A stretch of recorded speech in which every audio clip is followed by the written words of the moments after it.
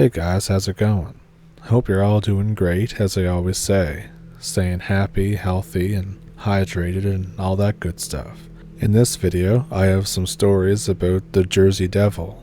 So, if that sounds like your cup of tea, then definitely pull up a stump with me, and we can jump into these really crazy stories about the Jersey Devil. Also, here's my cat.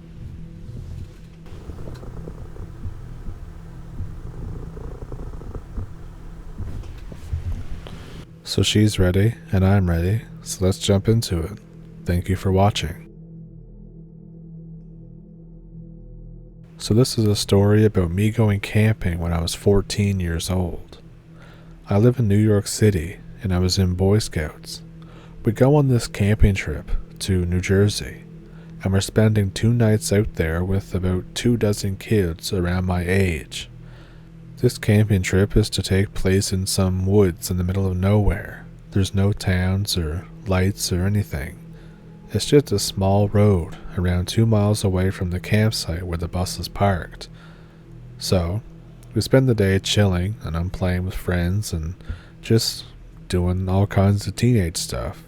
So, night approaches and we split into groups. Me and 4 other kids and a scout leader share a tent. We're just chilling in front of the tents with another group talking. We are surrounded by trees with a small opening in the center with a small fire. All of a sudden, there's this bristling of leaves in the tree directly in front of us. I look up and ask my friends if they heard that. They did. What do you think it was? I say I'm not sure. The scout leader, let's call him Leo, says it was just the wind. So we continue to talk, not thinking much of it, and munch on some chips. We hear more bristling, and then some really weird croak kind of noise. I say, what the hell guys, that wasn't the wind. I look up, and I see some weird ass short reddish looking humanoid type thing with droopy ears and a tail. It has wings and sharp claws. It's looking dead at me. I scream and point at it and run. My friends are sitting around me notice it too, and they also freak out and yell and run as well. One of them happens to be paralyzed with fear. The scout leader runs too. We reach the campsite of another group. We tell them what we saw, and they say, oh, it was probably just a prank. And they were like, no man, it wasn't a prank. So all the groups get together. We all decide to camp at one big campsite. Needless to say, I didn't sleep at all. Mind you, none of us had any guns or anything. All we had were some stupid knives. Leo had a machete. So, the next day, I was too tired to do anything, and I spend all morning sleeping. Everyone goes out and does group stuff, so I'm alone at the campsite with Leo. I wake up. I get out of the tent.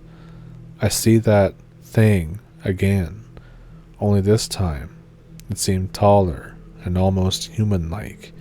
It had wings and a tail. It's holding Leo's machete. I say, holy shit, it got Leo, and I run as fast as I can.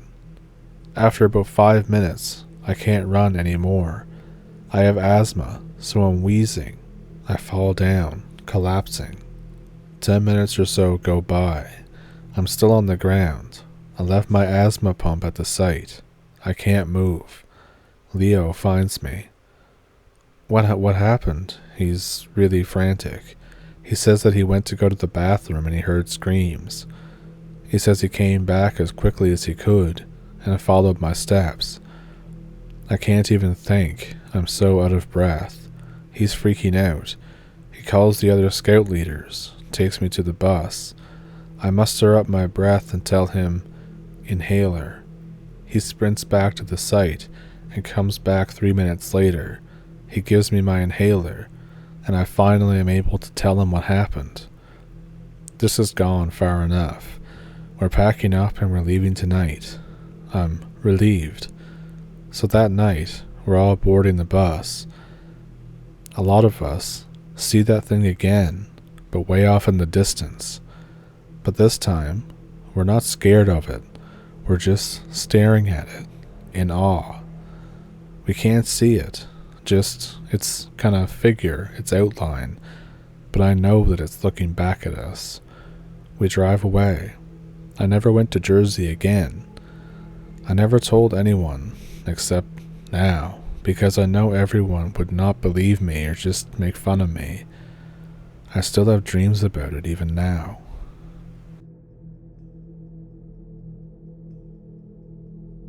So I think it's high time that I share my own story. I don't really give a rat's ass whether you believe me or not. I'm just recounting to you a nightmarish experience that me and my friends had. So, here we go. So all of us, me and my friends, are all American.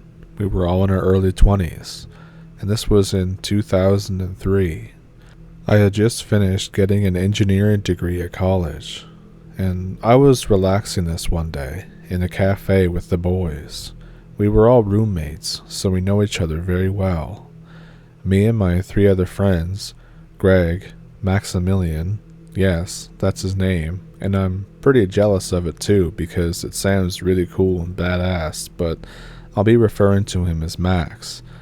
And there's also Franklin, or Frank for short, and these are their real names. I'm not giving their last names for obvious reasons, but while at the cafe, we all decide that we should go on a bro trip. We decide on camping. Now, none of us are particularly experienced at camping deep in the woods or just camping in general, but we all have gone regular camping before and we quite enjoyed it. We decide that because we're not experienced, we need a place that's not way out there in the event that we manage to screw up something and we need to leave or somebody gets hurt. So Franklin lived in New Jersey at the time, and he suggested camping in the Pine Barrens. He said, "It covers a surprisingly large area and is as remote as we are going to get considering our budget and where we live," Frank explains. The rest of us agree that the place sounds pretty good, so we start to plan out the trip. We decide that we need to go during the summer or the fall, as a cold camping trip would just suck ass.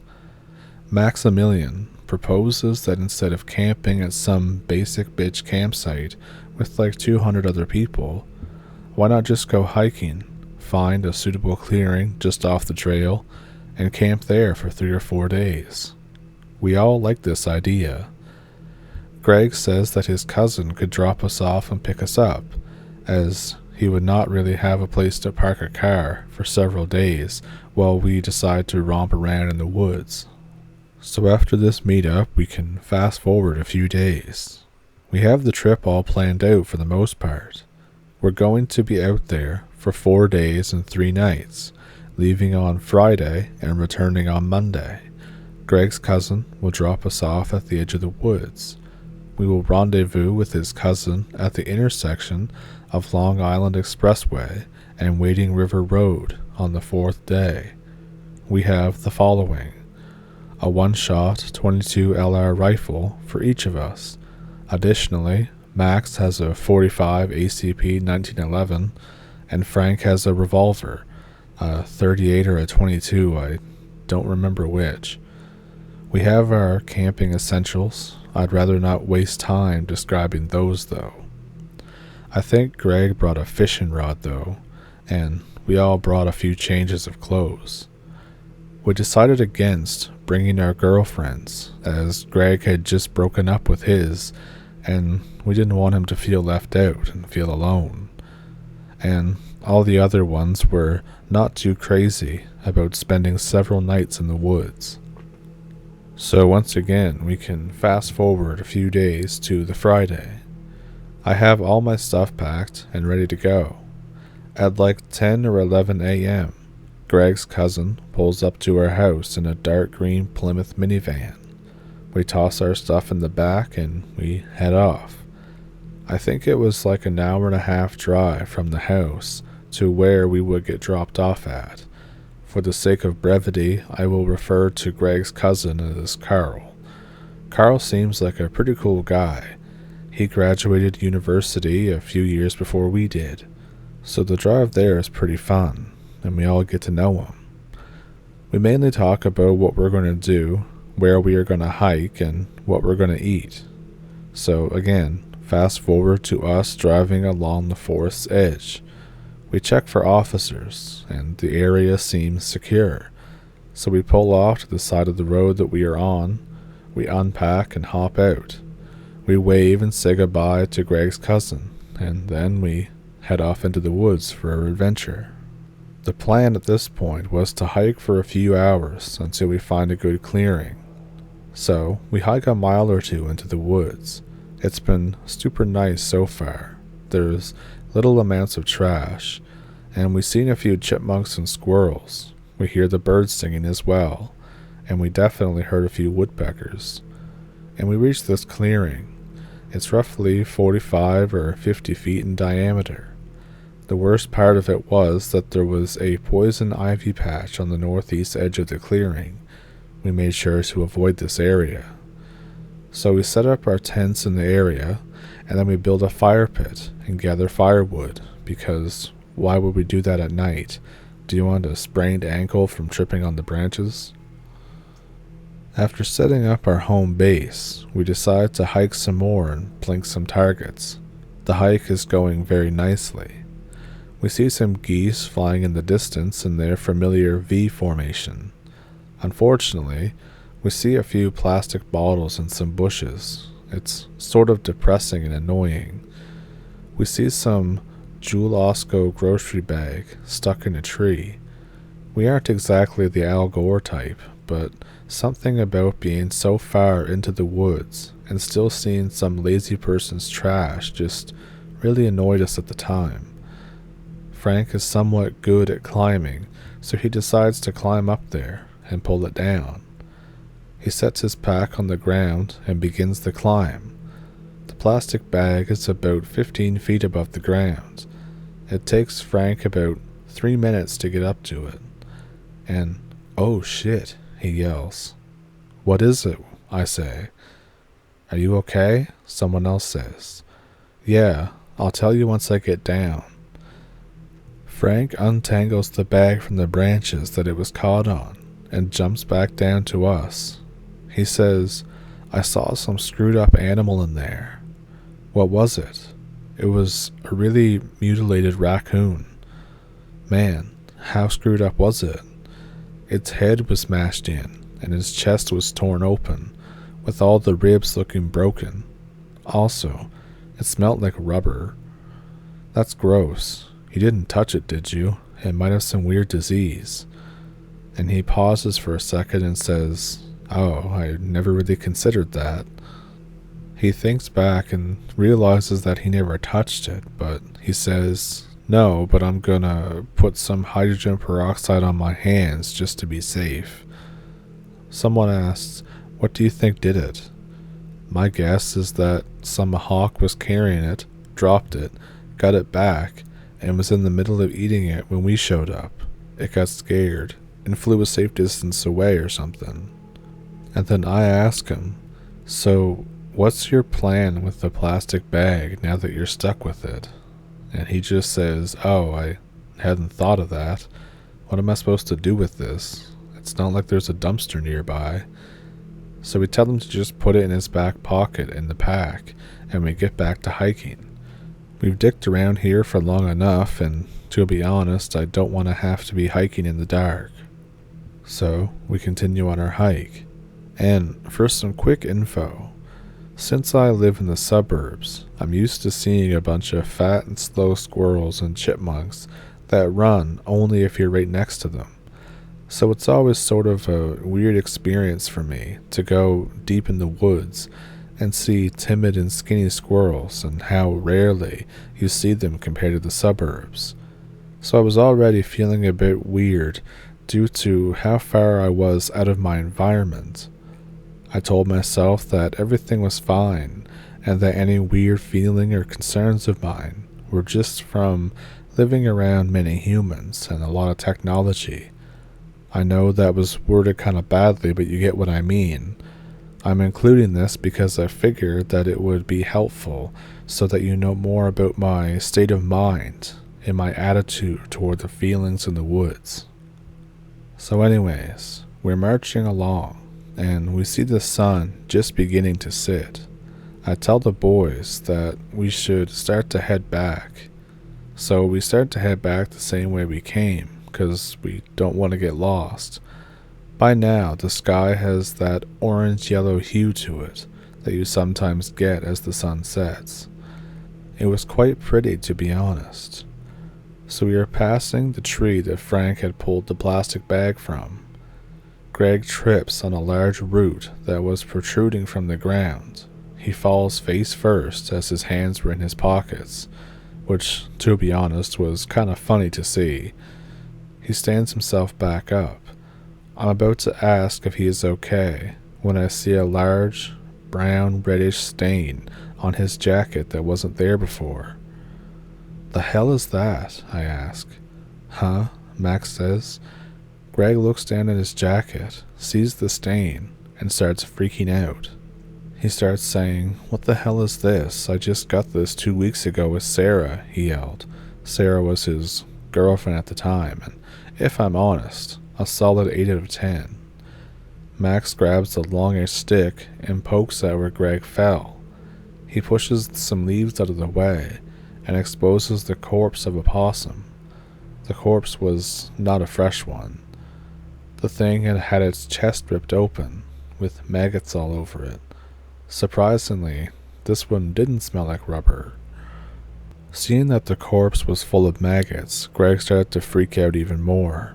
He ripped off the jacket while screaming, "Oh, for F's sakes, I got the little grub things on me. This is bullshit. God damn it." Or something familiar, or something close to that. Greg began to swing his jacket against a random tree, probably trying to get the maggots and blood off. Frank grabs a wad of dry leaves and handed it to Greg. "Use this to try and wipe off as much scum as you can." And he says, "This is a handful of leaves. What the F am I supposed to do with these? I need a scrub brush and a hose," Greg barks at him. And then I say, "Hey asshole, shut up. Frank is just trying to help you. And for right now, that's the best cleaning supplies that you're going to hope to get your hands on. We're in the middle of the woods, remember?" Greg is about to fire a retort when Max chimes in. "He does have a point, Greg. You'll have to wait till we get back to our campsite before you can actually wash it. And it's just a jacket. Stop freaking out over some blood. Remember, we're on this to relax and celebrate our graduation. Yelling at each other and screeching about some animal, some gunk, isn't exactly my idea of relaxing." So Greg is able to get most of it off there, but there's still this fist-sized, reddish-brown spot left. So, now that we're done squabbling about that, we resume our hike back, with most of the sunlight gone. This inspires us to move at a much faster pace, since trying to find your way through unfamiliar woods at night is basically hopeless, and we can't just set up camp, as all of our sleeping gear was back at the clearing. Thankfully, we reach the clearing after roughly 30 minutes, and don't get lost in the woods at night. Maximilian gets the fire started, as me and Frank get the food out. Greg is trying to remove the possum blood with some dish soap, paper towels, and some distilled water we brought with us. Max asked us what food that we packed. Me and Frank take turns announcing each thing we packed as we pull them all out. Jerky, refried beans, Spam, the magical fruit. Wait, what? The magical fruit, Frank answers. You know, beans. Greg, who must have been listening to us, adds in, "I have literally never heard a sane person refer to baked beans as the magical fruit. Why do you call it that? It doesn't even look like it could be a fruit." My dad and his side of the family have a goofy little song that they sing whenever they're eating beans, Frank responds. Want to hear it? I egg him on, saying, Sure, dude, who wouldn't want to hear some hillbilly song about eating beans? I'm not a hillbilly, you dick. Do you want to hear the song or not? So we all agree, so then Frank says, Okay, here it is. Beans, beans, the magical fruit. The more you eat, the more you toot. The more you toot, the better you feel. So I have beans with every meal. What you think? Funny? Maximilian speaks first. I wouldn't say it was humorous, but I did find it funny to imagine you and 5 other grown-ass men singing that at the dinner table. Frank is pretty buff, and so are all the other guys in his family, so the image of 6 really buff men singing The More You Toot is absurd enough for me and my friends to get a laugh out of the song. So Franklin seems pretty pleased with himself with telling us this. The meal we decide on just so happens to be baked beans as well. Max yells that it's dinner time. The rest of us head over and grab a plate. Max serves us our share, and we sit down on some large rocks. And Frank immediately goes, 1, 2, 3, and we all break into that bean song in a sort of unison. We all cheer with the completion of our badly synchronized recital and begin to consume our dish.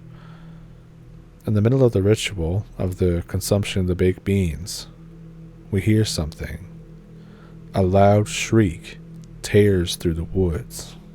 I don't really know how to describe it, since I don't hear animal cries where I live, but rest assured, it was really loud. It was painful to hear, more than being in a room of people scratching their nails on a chalkboard. What the hell was that?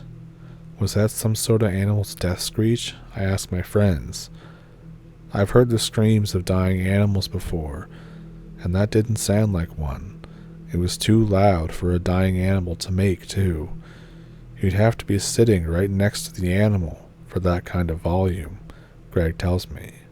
Max groans. Well, whatever it was, it made me drop my plate. I glance over at the ground in his direction. The poor dude's plate landed upside down. None of the beans survived. Greg offers some of his, and that little problem is solved. They all resume their meals like nothing happened while I sit stunned. What? That's it. None of you were the slightest bit concerned or even curious. None of you had the slightest clue what that was, so you just decide to ignore it? I guess so. What were we gonna do? Go out into the woods at night and try to figure out the source of that scary-ass noise? Replies Frank. Well, no, but then do your best to ignore it. We can sleep in shifts if you want. You can sleep in shifts. I want to get a good night's sleep, adds in Greg. Okay, but you're sure you're fine with this, Frank? I say. He says, yes, I am. Now stop squealing about it before I change my mind. So I stopped squealing about it and finished my meal. So Frank rolled up a couple logs around the campfire. They pulled up a stump.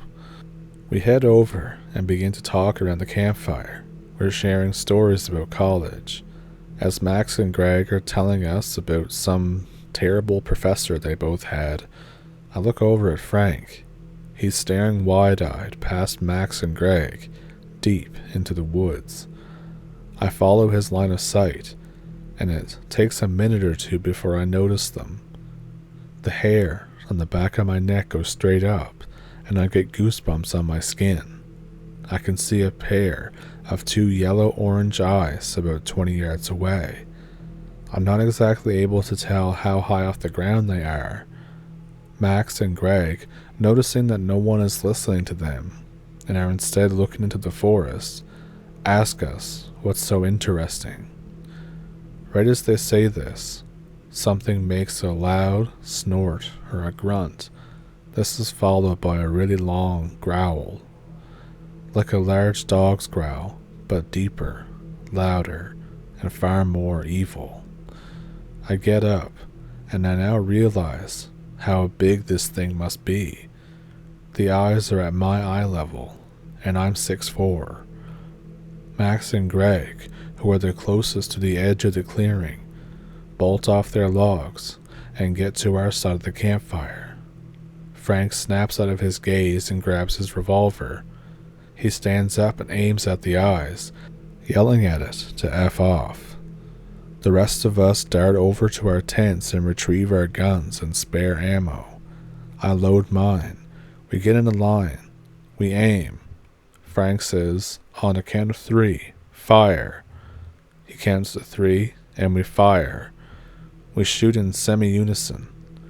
We can't hear if we hit anything because multiple guns firing at once in close proximity on an otherwise quiet night is really loud.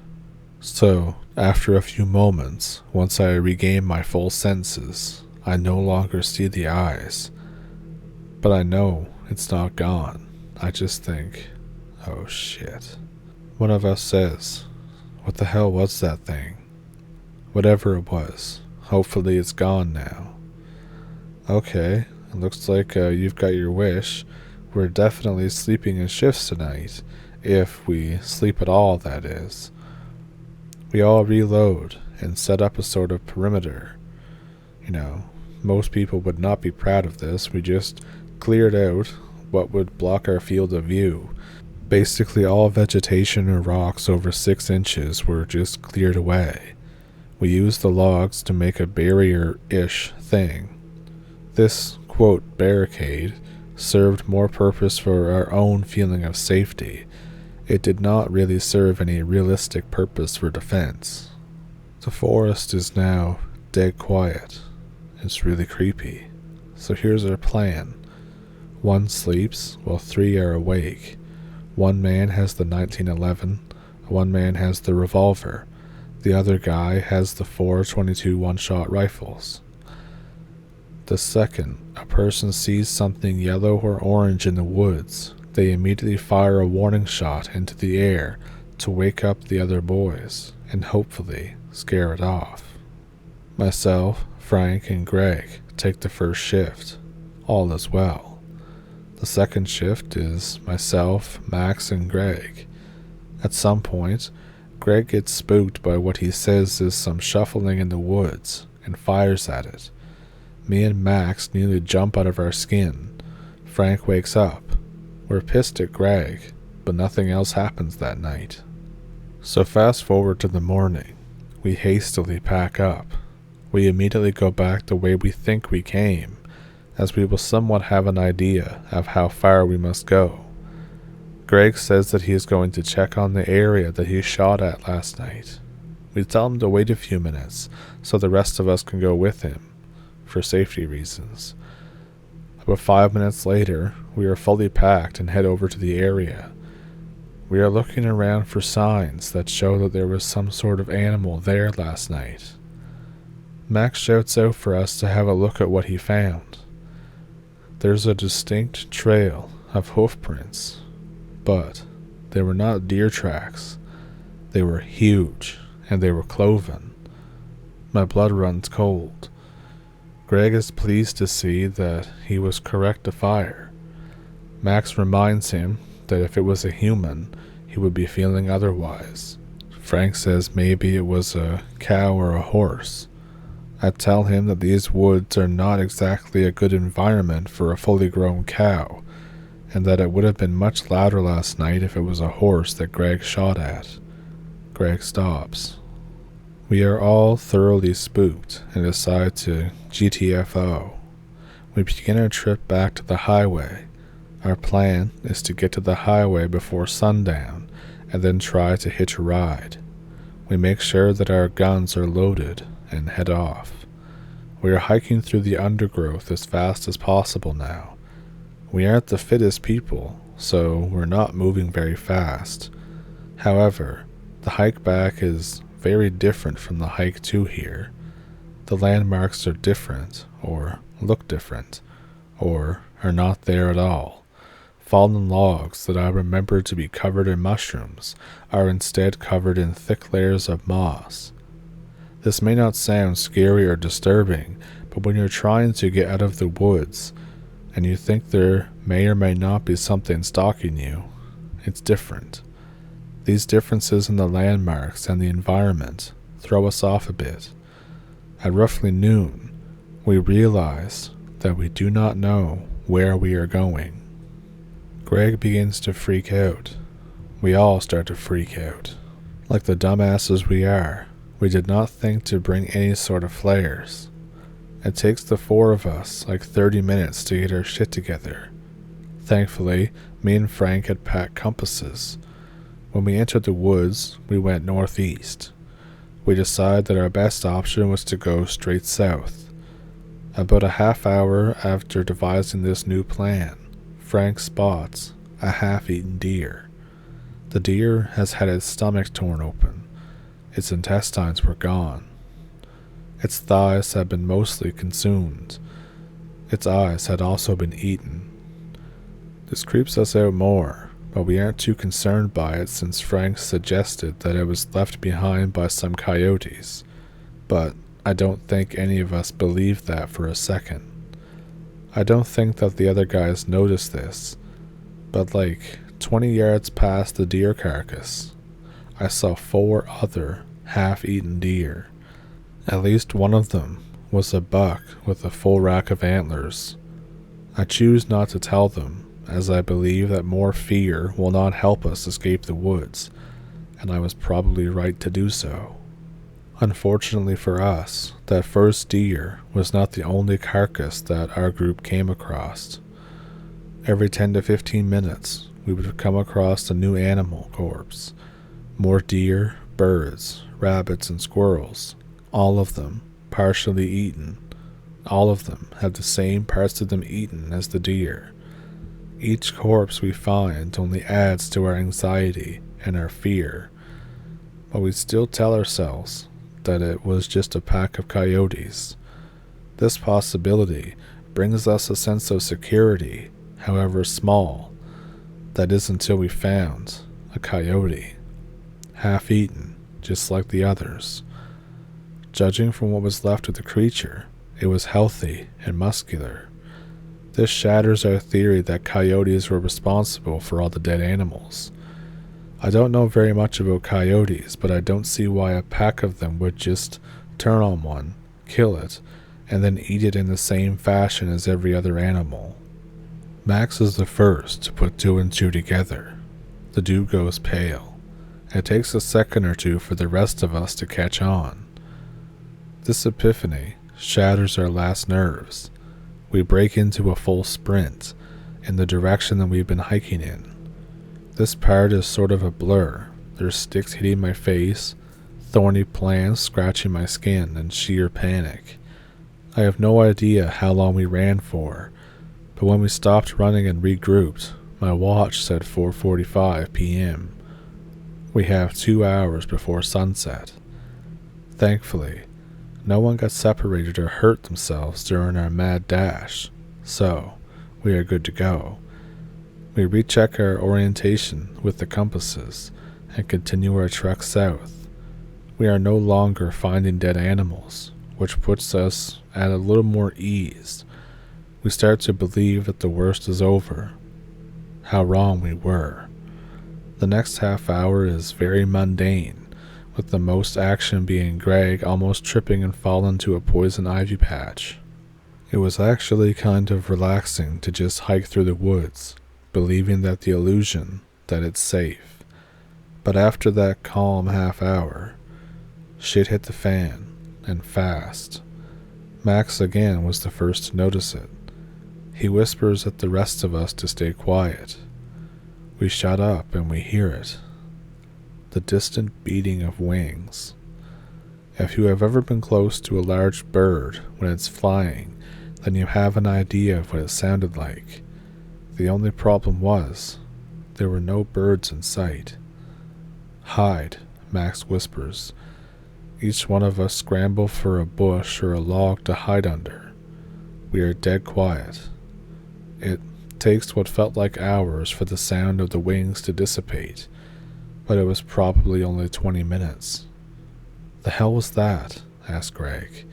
I have no idea, but whatever it was, my guess is that it was responsible for all those dead animals, Frank responds. and let's try not to be the next one. We resume our journey yet again, but this time, we're all on high alert. We freeze at every branch snap, or a squirrel rustles through the trees, or a woodpecker. We are moving a lot slower, and it's getting closer and closer to sundown. Nothing really happens for a while. At 6:30, we stop to catch our breath. Orange is starting to appear on the horizon. I check my compass. We're still on track. We decide on what to do. Nobody wants to stay another night in the woods, but Max and Greg are against hiking through unknown terrain at night, while me and Frank are convinced that if we don't continue on, we are going to be a midnight snack for the thing that killed off all those other animals. I end up convincing them to go by pointing out the imminent danger of staying, and pointing out that the road that we came down here shouldn't be more than 2 miles away, which should only take us another 40 to 50 minutes. Unfortunately, this took a grand total of 15 minutes for us to decide, and the sky is orange from the sunset. After 25 minutes, the only light is from the moon, and it's very bright as there are few clouds. We have this old oil lantern that Greg brought with him, so now we are walking in a single file line with Greg leading the way, like a bunch of kindergarteners. And it's exactly here where shit hits the fan. Greg asks, "Hey guys, is it raining?" There are literally no clouds in the sky, and we tell him so. Then why am I feeling dripping water onto me? He asks as he shines his light of the lantern into the trees. And then we think, oh God. The light illuminates the face of the ugliest, most terrifying thing I have ever seen.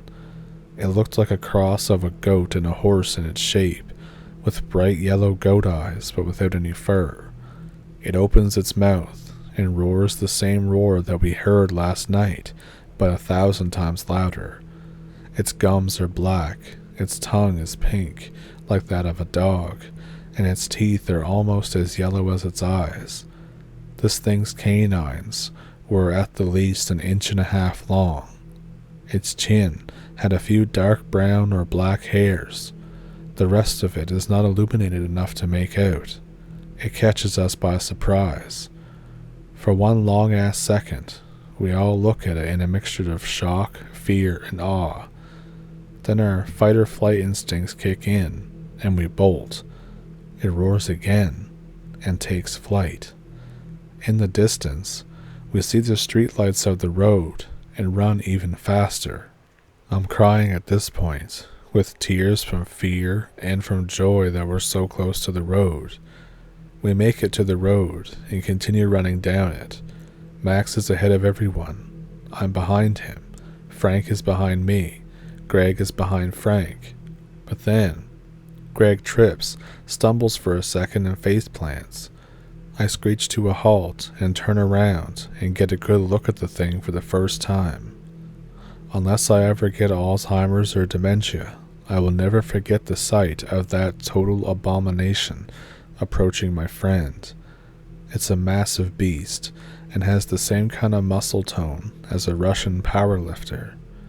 It has the body of a hairless horse and is covered in scars of all different sizes and shapes. Some look like scars of a knife wound, others look like bullet holes. Its skin is this putrid pinkish red color. It has the hind legs of a horse, but instead of having 4 legs, it has a pair of massive, muscular, almost humanoid arms, with these humanoid-looking hands. The nails on the hands are at least 1 inch long, sharp-looking, and black. It has this long rat-like tail, I assume to be a length of probably a few feet, with sparse patches of dark brown or black hair. The abomination is so big and has to be 6 feet at the shoulders. Its neck is like 1 foot long, but probably like 2 feet in diameter. I now notice the long, semi-curved horns protruding from its head like those of a goat. You probably know what I'm talking about now, and if you don't, it's the Jersey Devil. It touches down on all fours, like 30 or 40 feet in front of Greg. Greg fires his .22 at it and hits it square in the chest. It doesn't even acknowledge being shot at all. It walks on all fours and reaches for Greg, who is in the middle of reloading his rifle. I don't want this thing eating my friend, so I call it every name I can think of. I can't remember which ones. I slide the bolt into place and take aim. I pull the trigger. I hit it right next to its eye. This, it notices. It rears up on its hind legs, clutching its eye, roaring louder than a police siren. The roar is different this time. It's still loud and deep, but also has the sound of a dying cat, of pain. Max and Frank stop running and see the predicament that me and Greg are in. They draw their rifles and fire at it, drop the rifles and draw their handguns, and sprint over to where I am. This only seems to anger the beast more, as it grabs onto Greg. Greg screams in pain, and several audible snaps are heard. Max and Frank shoot at its torso. It throws Greg into a light post and begins to advance on us, and we back up. I see something behind it. A light. I squint my eyes. It's a cop car. I am hoping that he can call backup or help us shoot it. As the monster quickens its pace, the cops arrive. To everyone's surprise, the car slams into the monster. The monster is sent sprawling. 2 cops exit the vehicle and pull out very shiny lever-action rifles. I don't know what they were, but I think they must have been the 45-70 government ones, and I start to shoot it. It screams like it did when I hit it in the head, and contorts its body in pain each time one of the cops fires another round into it. We get the idea and join in shooting. At some point, the abomination must have decided they were not worth the pain. It got up on all fours and ran into the woods. After we were sure that it left, the 3 of us run over to check on Greg. We make sure that he's still alive. He is. And then me, Max, and Frank talk to the police. "What the hell was that?" Max asks. They act as if he said nothing. "You boys sure are lucky that the 2 of us were driving down the road," one of the cops, a blonde, chubby guy, says. "Those rabid bucks sure are violent as hell, and a damn sure menace with their antlers. You were not packing anywhere near enough firepower." Me and Frank are about to call this lie, but the other cop, an older-looking man, gives us that death stare, and we shut up. "The only thing you ever saw attack your friend was a large buck with a bad case of rabies," he flatly says. "Nothing else." The cops get an ambulance for Greg and took us to the hospital. Greg had fractured his tailbone, several broken ribs, and broke his right shoulder blade. No one at the hospital asked us what happened after we tell them that it was a rabid buck. Frank calls up Greg's cousin and explains the scenario, minus the monster. The rest of us were fine, minus bruises and scratches. And there you have it. Greg recovered, but he'll never be as fit or capable as he used to be. The 4 of us still keep in touch, as our only validation that this was real, and that this really did happen, is the fact that we all know what we saw, and that we saw the same thing. I'm the only one of us who still enjoys hiking in the woods, but that's probably because I live in Colorado, far away from New Jersey or the Pine Barrens. But every once in a while, if I have an exceptionally bad day at work, or I go to sleep stressed, that abomination, that thing, visits me in my dreams.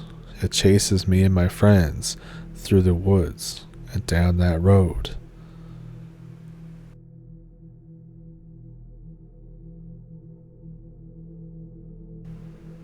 So, what'd you think of those stories? Let me know which one was your favorite down in the comments. Do you have your own story? I have an email in the description below that you can send them to. Down there as well is a PayPal and a Patreon that you can donate to if you want to. And with that, I think that I shall see you in the next one. Thank you for pulling up a stump, and thank you for watching. Here are some other videos you might be interested in.